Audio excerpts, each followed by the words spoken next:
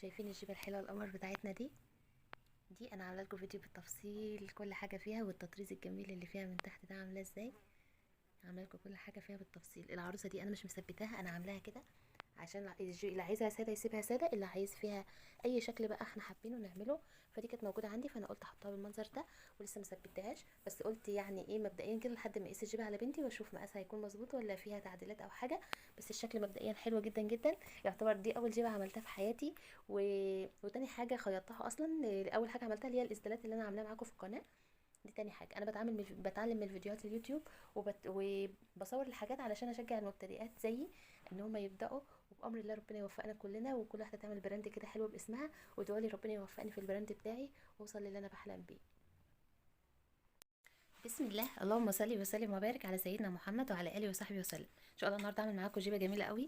إيه، دي قطعه قماش متبقيه عندي. انا شوف انا محتاجه ربع دوران الوسط كله كامل على بعضه عندي 64. تمام.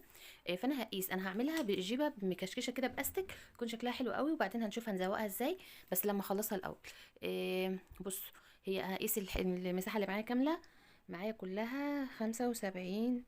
75 في 2 يعني 150 سنتي. تمام. معايا القطعه دورانها 150 سنتي، وطولها ده عرضها يعني 150.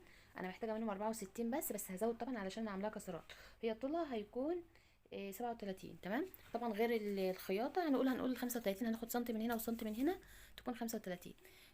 هعملها باستك من فوق كده تبقى مكشكشه كده. تمام. يعني هوريكم وانا بعمل الاستك علشان تبقى واضحه لكم. هي هتكون من غير بطانه ولا اي حاجه خالص، بس انا هزوقها زواق حلو كده. انا عندي العروسه دي، هشوف في الاخر بقى هي هتليق معاها ولا ايه. ممكن اعملها عليها كده في الجنب من تحت، اعمل لها جوبير اي حاجه كده. عموما انا بس هروح عند المكنه واقول لكم هنخيط ازاي ان شاء الله.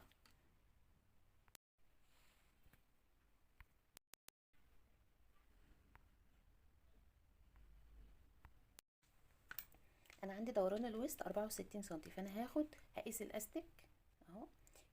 عشان انا عايزه اعمله استك عريض، هاخد مثلا 50 سنتي، علشان طبعا هيكون فيه كشكشه وكده، فلازم الاستك يكون شادد. انا عايزه بفكر اخد 55 اضمن يعني. هخليه 55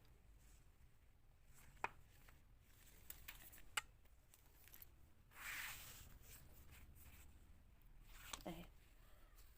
حتى لو هي جات مثلا واسعه شويه هنضيق، لكن لو جت ضيقه مش هنعرف طبعا نوسع، هتكون في مشكله وتكون زنقه على بطنها. فانا هقص الحته ديت وارجع لكم. هنا انا هعمل الاستك.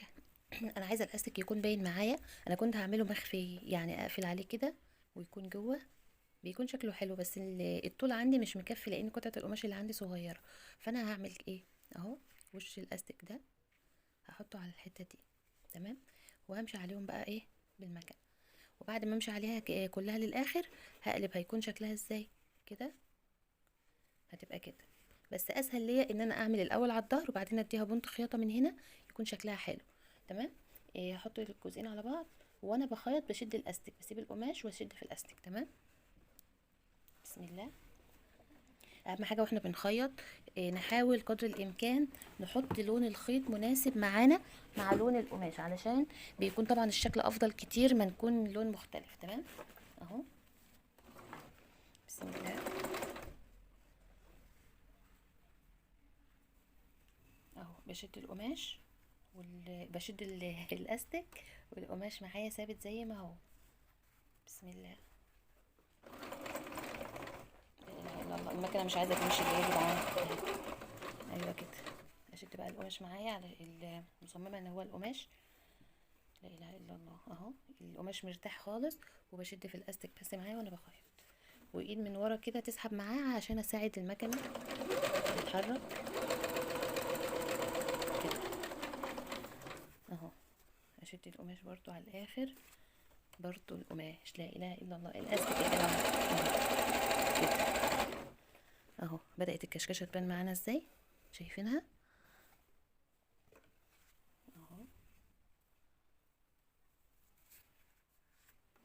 برضو ايد بتشد من ورا علشان اساعد بصوا انا هخلص كل الاستك وارجع لكم تاني عشان مطولش عليكم. بصوا في الحته اللي هي الاخيره ديت الابره فلتت مني، فانا وانا بعمل شديت الاستك مع القماش الاتنين مع بعض. شايفين النتيجه بتكون عامله ازاي. اهي ما عملتش معايا الكسرات دي، وكمان في نفس الوقت الخيط مفوت معايا من ورا. انا كنت رايحه افكه بس رجعت قلت اوريهولكوا علشان تكونوا معايا، يعني ما حدش يعني يقع في الغلطه اللي انا وقعت فيها دي. هفك ده بقى واكمل بنفس الطريقه اللي كنت بعمل بيها اهو، وارجع لكم تاني ان شاء الله.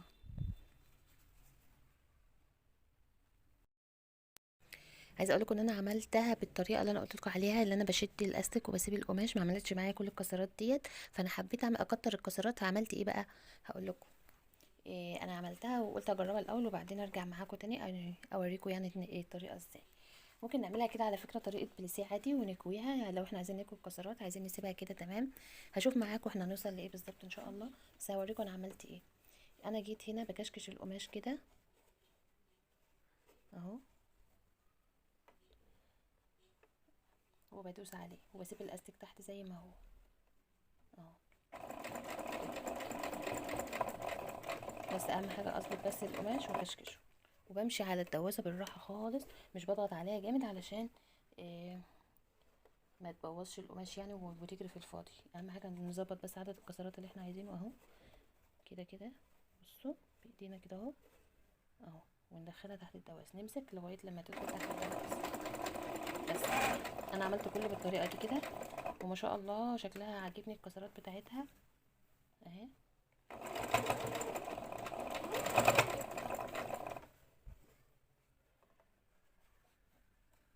ممكن اخد لها كمان بونت خياطه من بره لو عايزه، مش عايزه خلاص ممكن كمان ادخلها الاستيك اعمله مخفي لو انا عايزه اخفي بقى في المرحله دي عادي.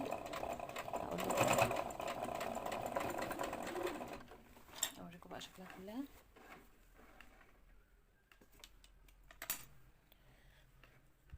بصوا انا بستخدم الفتاحه كمان في اني بقطع الخيط كده، هي فيها قص فتله على فكره هنا، بس انا بحب اعمل كده اهو. شوفوا بقى شكل الكسرات، ما شاء الله الكسرات بتاعتها جميله وكتير. يعني انا في المره الاولانيه عملت، شوفوا القماش هنا متبقي معايا ايه، حته صغنونه ازاي. وانا بعمل في المره الاولانيه بقى اتبقى معايا تقريبا نص القماش وكده. بص على وسع الجيبه لقيتها ضيقه خالص، مش ده الوسع اللي انا عايزاه من تحت، لكن كده ما شاء الله بقت واسعه، يعني المقاس معايا كبر كده. انا هدخل بقى اهو كده وهخيط بقى من الجناب. بس الاول نديها بنط خياطه ولا ما نديش؟ لو خدت بنط خياطه كده نديلها بنط خياطه. بسم الله.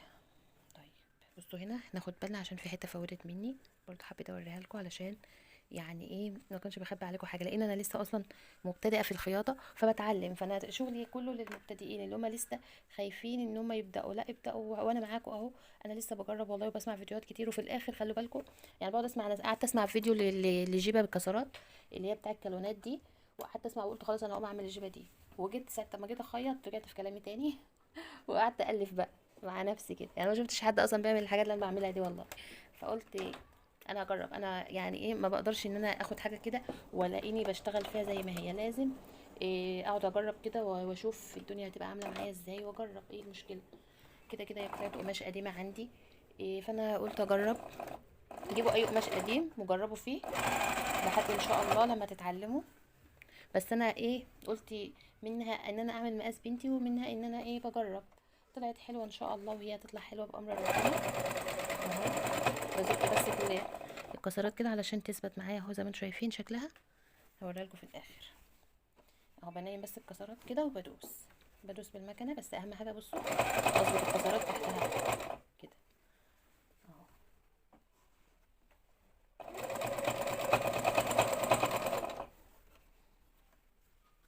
هكمل كله بقى علشان بس ما اطولش عليكم وارجع لكم تاني ان شاء الله.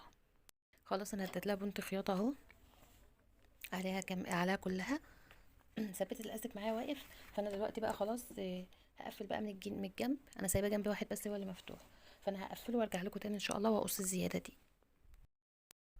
لو عايزين تقصوا بقى لوحدكم مفيش حد يمسك معاكم القماش علشان تقصوا، الفكره ديت حلوه جدا، ربنا يجازي خير صاحبتها يعني جزاها خير. انا شفتها في جروب من جروبات الخياطه. هي بتعمل ايه بقى؟ بتحط سن اول القماش اللي هي عايزه تقصه من هنا، وبتثبته بالدواسه وبتنزل الابره من هنا تمام كده تمام. نعمل ايه بقى؟ بس هي تقريبا ما كانتش قايله موضوع ننزل الابره دي، فحد قال لها لا ننزل الابره هيكون اسهل، فانا قلت هجرب ليه ما اجربش. اهو دي الجيبه اللي انا بعملها معاكم، هسيب لكم الفيديو بتاعها ان شاء الله وعلى القناه، ادخلوا شوفوه. هو كده. هبدا بقى من بدايه القماش اللي انا عايزاه، هشد بقى للاخر. بصوا شايفين لما بتشدي بتلاقيها مظبوطه، بسم الله اهي. بتلاقيك بتقص بسهوله جدا جدا. جربوها ان شاء الله وادعوا لي وادعوا لها على الفكره الحلوه دي اهي. شايفين بقى القص بتاعها ما شاء الله مظبوط ازاي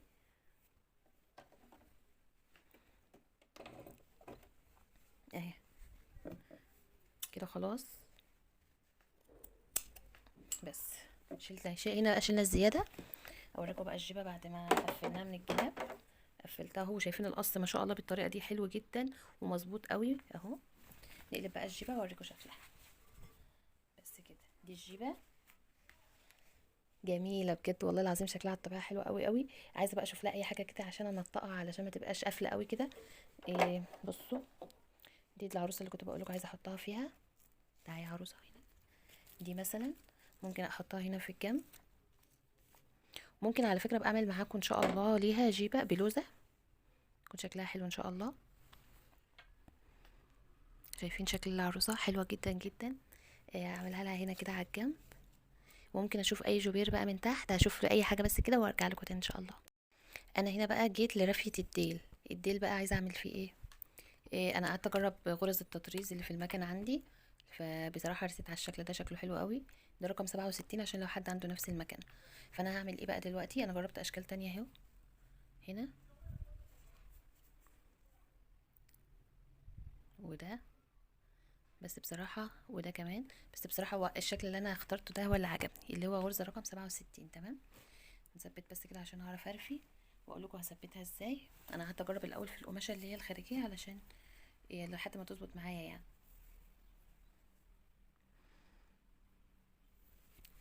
دي هنظبط الرافية الاول. دي طبعا بنفتح الخياطة بتاعتها كده علشان إيه تبقى شكلها نضيف من جوه الخياطة بتاعتنا. هعملها كده. تمام اهو. وهحطها بقى تحت الدواس. عشان اظبط خياطتي هعمل ايه اهو. اخلي القماش على طرف الدواس بالظبط. تمام. علشان تبقى الخيط معايا، الخياطة تكون مظبوطة اهو. اهو الرافيه بتاعتي على قد ايه الدواسه بالظبط، علشان ما تخرجش معايا بره. وبايدي بساوي اهو، طول ما انا ماشيه كده بساوي الرافيه. فانا بمسك معايا حته زياده ورا وبمسك من هنا. فاهو الحته دي بقربها اهو، وباخد دي كمان معايا عشان يبقى معايا حته مسافه كده وانا شغاله. هضغط بقى من ورا برضو، هسند القماش علشان ما يخرجش معايا يعني، ولا يروح كده ولا كده اهو. بسم الله.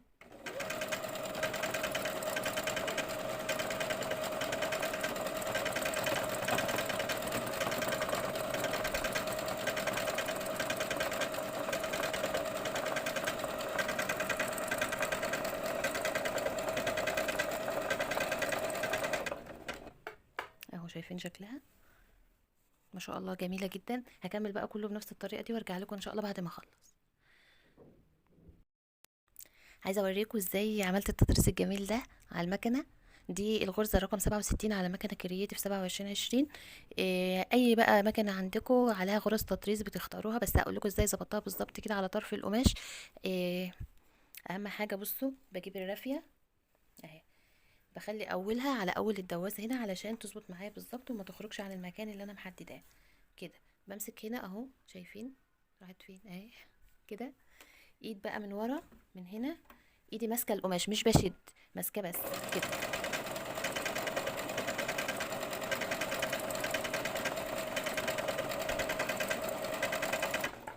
بس كده بتكون الدواسه هي العلامه اللي ليا. لو عندنا اللي هي المسطره اللي بتثبت القماش نحطها، مش عندنا بنعمل ايه، بنحط دي كده. تمام اهو. بتفضل معانا ماشيه بنفس الخط، بتبقى شكلها جميل جدا اهو. هكمل معاكم كله بنفس الطريقه.